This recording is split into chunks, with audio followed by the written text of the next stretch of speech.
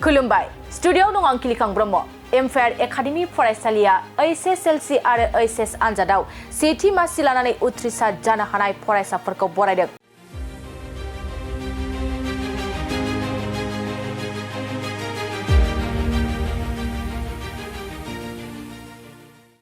बाक्सा जिल्लानि बेन्दोंआव थानाय गाव फसंथानारि फरायसालि एमफायार एकाडेमिया फरायसाफोरखौ थुलुंगा खांहोनायनि थांखिजों थांनाय 2023-24 इं मायथाइयाव HSLC आरो HS आनजादाव गिबि मासि लानानै उथ्रिसार जानो हानाय फरायसाफोरखौ बरायनाय हाबाफारि लानायखौ नुनो मोन्दों।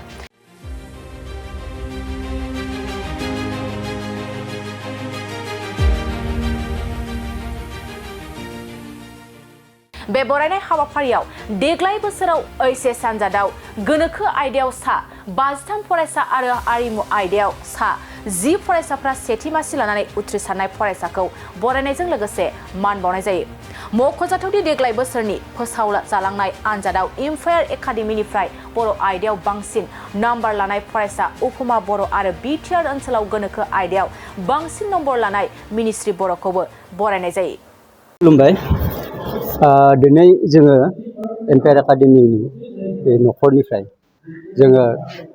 2024 मायथाइयाव जालांनाय HS फाइनेल आरो HSLC फाइनेल बे आनजाद मोननैयाव जायफोर गथ'आ सेथि जांख्ला लानानै उथ्रिसार जानो हाबाय जोङो बिसोरखौ जों दिनै बरायनायनि मोनसे हाबाफारि लादों आरो जोङो सानदों बेबायदि बरायनायनि गेजेरजों जोङो जोंनि बे उन जोलैखौ जाहाथे जोङो सोलोंथाइ बिथिङाव जों जौगालांहोनो हायो बेनि थाखायबो जोङो मोनसे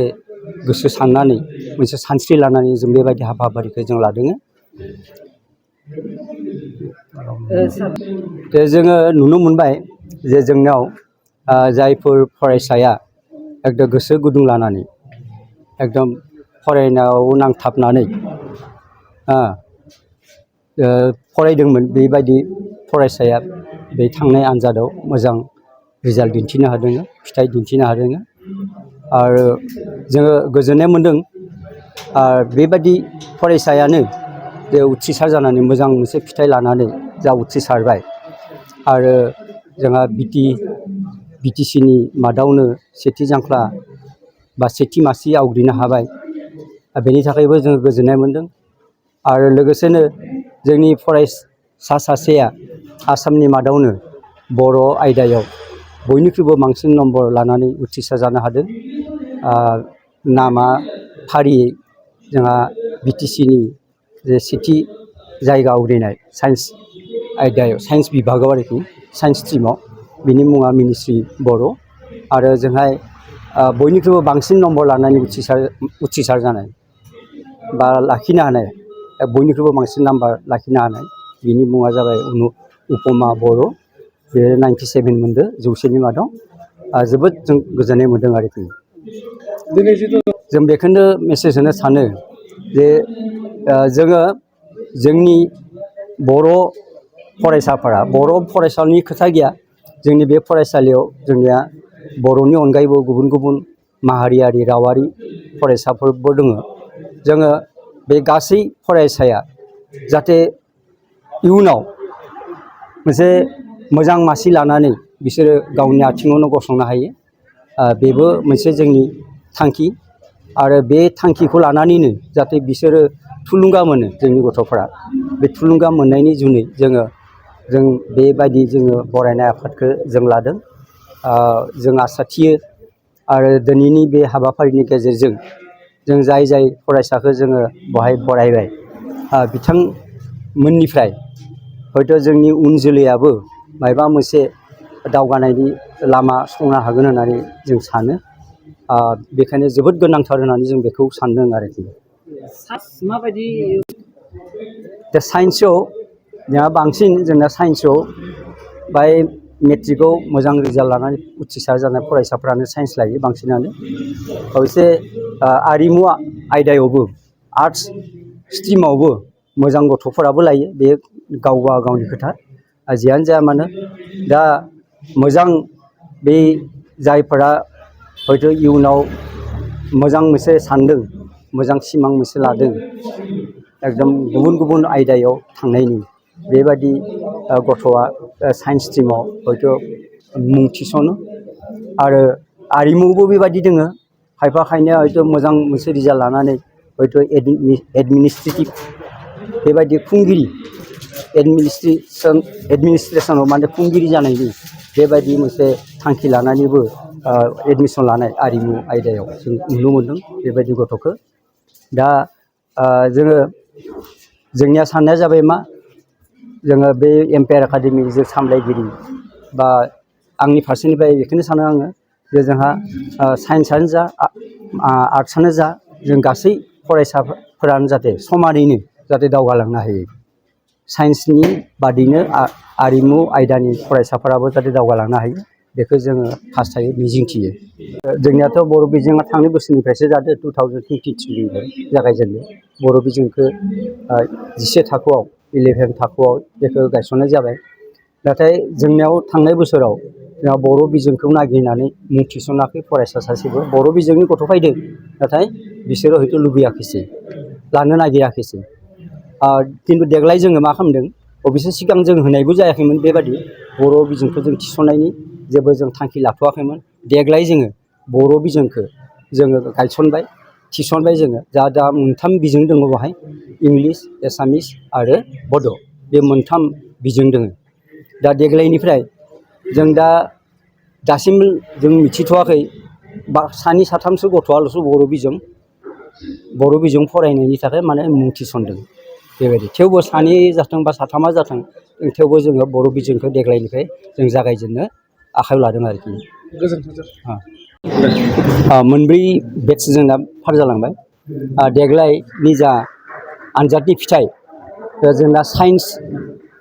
आयदायाव आरोखि साइन्स स्ट्रिमाव जोंना सा 23 फरायसा माबादोंमोन जदोंमोन आरोखि आनजादाव बेनि मादाव जा 53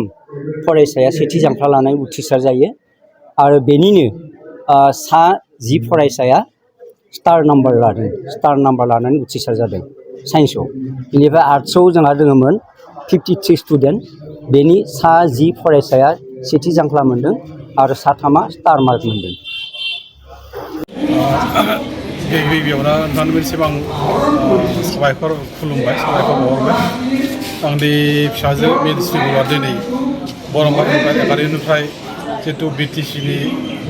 अल बिटिसिनि भितरावनो टप 10 टपआव थानो हादों ओमफ्राय आं जोबोद गोजोननाय मोन्दों ओमफ्राय जेनेबा जों बिटिसि हिसाबै जेनेबा आंनि फिसाजोआ 90.2आवनो जों गोजोननायखौ लानानै थानो नांदों नाथाय आं मोनसे मेसेज हरनो नागिरो ओमफ्राय गासै बिटिसि एरियाखौनो आं मोनसे मेसेज हरनो नागिरो मा जेनेबा जोंनि आउट अफ बिटिसिनि जायगाफ्राव जेनेबा 96-97% लानानै मालाय बिसोर बहुद गोजौ थाखोआव थाङो जों नाथाय जोङो दुखुनांथाव आंबो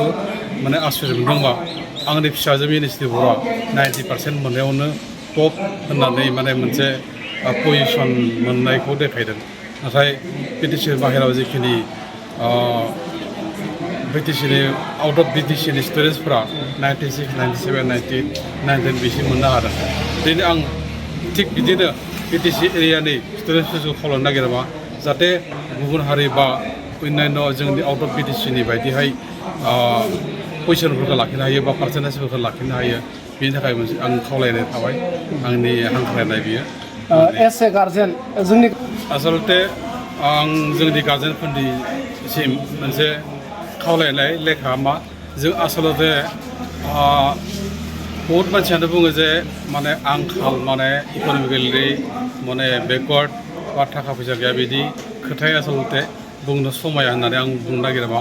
जेरै सासे माने स्टुडेन्टसा जेरै मिनिमाम एटलिस्ट जिखिनि नांगौ जेनेबा बाबा आंनो मोनसे खोलोम नांगौमोन जेनेबा खोलोमनि दामा 5 रांल'सो जों बेखौनो फैसाखौ होननानै माबानो नागिरो जेनेबा बहि गांसे नांगौमोन जे 20 थाखा बा 40 थाखा दामनि गतिके बेखिनिखौ जों बायालासेनो जाहाथे गथ'नि मिनिमाम माने जिखिनि नांगौ बेखिनिखौ जाहाथे माने कृपनालि खालामा बा कन्जुसामि खालामालासेनो बेखिनिखौ जगार होनो हायो जगार होनांगौ लोगोसे फरायनाय बेलायाव जिखुनु मोनसे माने जोथोन लानांगौ प्लास माने फरायनायखौ कन्टिनिउ खालामनो माने कन्टिनिउ खालामनांगौ होननानै माने साजेसन होबाय थानांगौ आरो आं मोनसे बुंबावनो नागिरदों जेनेबा गथ'आ जेथिया मेचियर जागोन मेचियर प्लास जेनेबा क्लास 10 प्लास जानायनि उनावहाय 11, 12 प्लास मोनो होमब्ला बिसोरखौ जों साफिसियेन्ट माने बिसोर माने बुजिनाय जायो बुंब्लानो बुजिनाय जायो थिग बिदिनो जों जाहाथे हागौमानि गथ'खौ जेरै जोङो आंहा परिबेक गैया जोंहा न'खराव थाखा गैया जेनेबा परिबेका जोंना गाज्रि माने गामियाव माने दावराव दावसि आसलते जेतिया माने बियो कन्टिनिउ जेतिया माने इन्टारेस्टेड बा मोनसे जिखुनु साबजेक्ट मेटारनि सायाव बा मोजाङै फरायनायनि सायाव जुदि गुरुत्त होयोब्ला आसलते बेफोरो हेंथा होनानै भाबियो आं जिखुनु परिबेकावनो गथ'आ जुदि मोजां उद्देश्य थायोबाथाय बे साक्सेसफुल जानो हायो होननानै आं फोथायो दे गोजोनथों गिबियावनो खुलुमबाय आंनि मुङा फरायना मिनिस्ट्रि बर' आं दिनै बे एम्पायार एकाडेमियाव जानाय बरायनाय हाबाफारियाव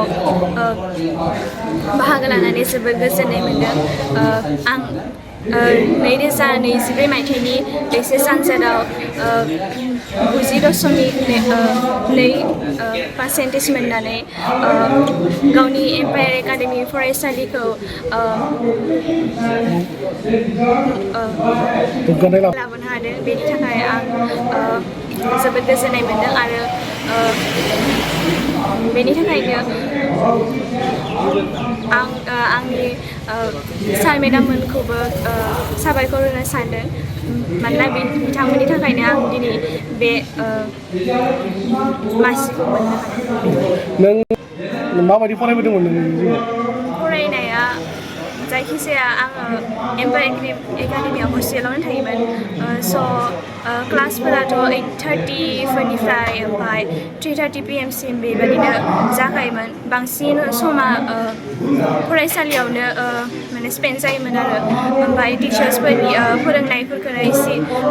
ग्रेब खालामनानै ओमफ्राय फुङावथ' बांसिन फरायनाय जायामोन ओरैनो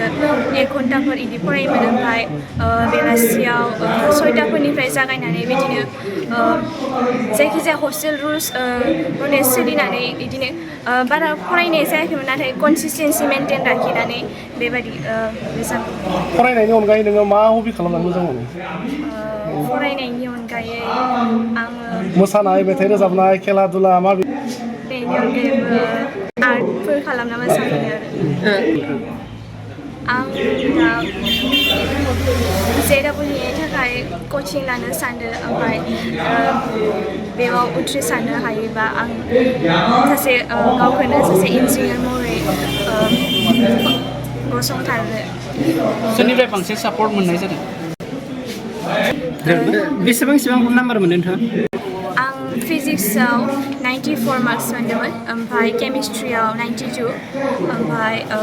इंलिसाव 84 आरो ML बड'आव 91 ओमफ्राय बाय'लजियाव 90 थेंक इउ